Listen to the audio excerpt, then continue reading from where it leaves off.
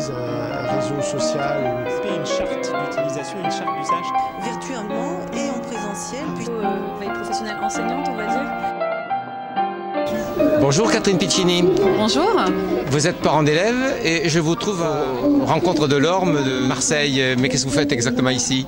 Alors j'accompagne la classe de ma fille qui est en CP dans une classe dans une école de Valoris et qui ont travaillé tout au long de l'année via Twitter. Donc c'est pour ça qu'ils sont venus présenter un peu leur travail sur ce thème, tout ce qu'ils ont pu faire tout au long de l'année avec leurs enseignants. Vous êtes donc parent d'un enfant qui tweete? Voilà, exactement. En fait, plus précisément, c'est l'enseignant qui va tweeter. Les élèves vont parler, donc ils vont plutôt utiliser l'oral et l'enseignant va tweeter parce qu'on est dans une classe de CP. Ils ont donc commencé à travailler via Twitter dès le mois de septembre. Donc ils n'avaient pas encore appris à lire, à écrire. Donc c'est l'enseignant qui tweete tout au long de la journée, quasiment tous les jours. On a des tweets que l'on peut suivre depuis chez nous. Le soir, on peut revoir les tweets avec notre enfant et voir un peu le travail qui est fait en classe. Lorsqu'on vous a soumis ce projet, je suppose qu'il a fallu que vous donniez votre autorisation. Est-ce que cela vous a questionné? Comment ça s'est passé? Alors l'enseignant nous en a parlé dès la réunion de rentrée des classes. On ne nous a pas forcément demandé notre autorisation. Par contre, il est vrai que les enfants sont toujours... on ne voit jamais leur visage, hein, donc l'image de l'enfant n'est pas du tout utilisée sur Twitter. Donc voilà, ça reste quand même très, très réglementé, on va dire.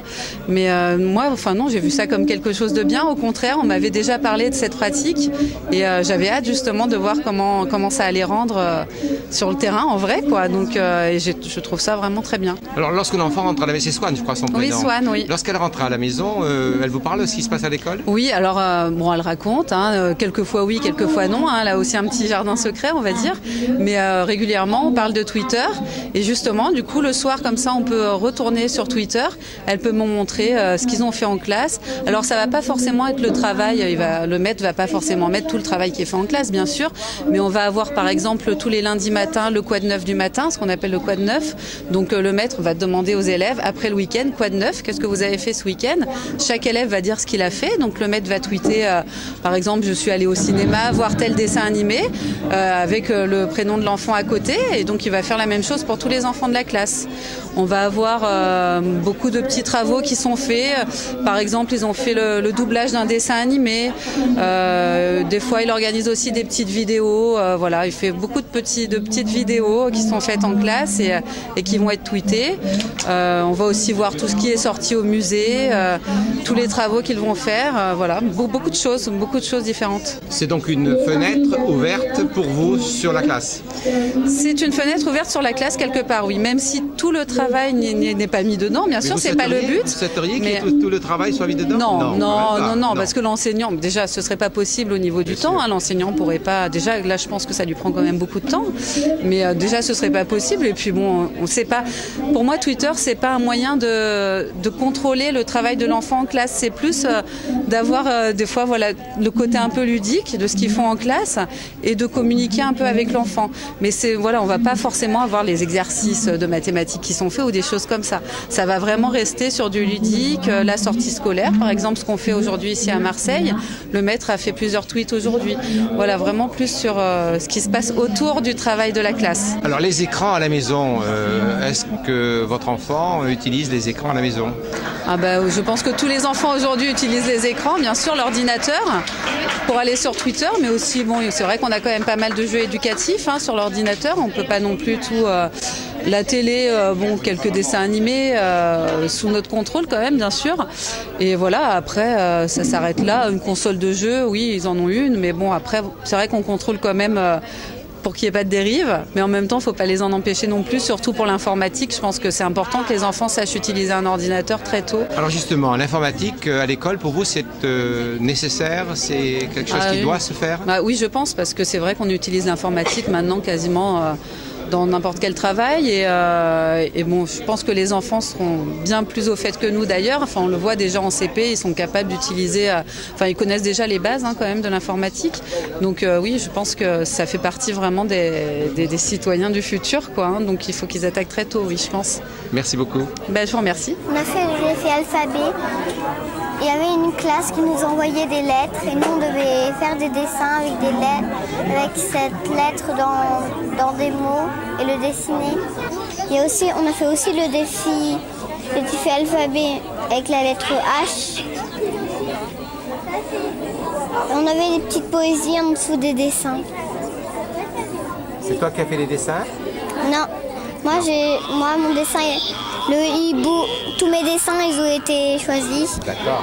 Le hibou et l'autre qui était en train de s'évanouir. On a fait le Gruffalo. C'était une bande-annonce qu'on a doublée. Le maître il a enlevé le son et on a doublé. Et tu es à quelle école? L'Angevin. D'accord.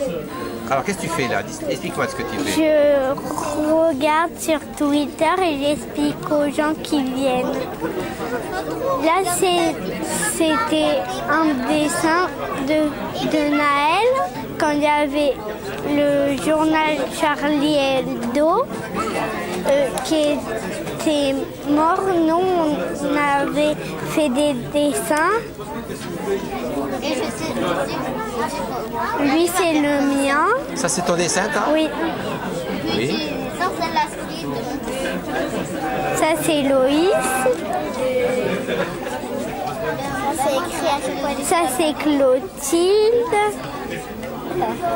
Ça, c'est Swan. Swan, il a bien rigolé. Elle dit ah ah ah. Là, c'était Zoé. C'est les deux Zoé à côté de toi. C'est le tien, Zoé, ça? C'est ton dessin?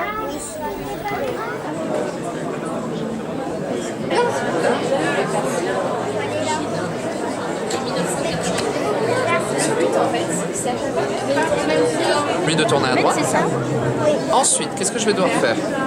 Là, j'ai tourné à droite et je veux aller ici. Avancer. Avancer une fois. Alors là, je suis au milieu. Tourner à gauche. Encore avancer. Tu peux monter là-haut? Encore avancer. Nous, le but, c'est d'aller sur la case bleue. Hein. Et tourner à gauche. Avancer. Avancer encore une fois. T'avances. Vas-y. Alors par contre, quand vous lui dites avancer, il avance que d'une case, hein, c'est pour ça. On avance encore une fois. Alors là, je suis au bout. Je veux aller ici. Qu'est-ce que je dois faire? Tourner. À droite? À gauche? Tout droit. À gauche. Allez, on vérifie. 1, 2, 3, 4. Je tourne. 1, 2, 3, 4. J'allume. Voilà. Là, vous venez de faire de la programmation sur 2 niveaux.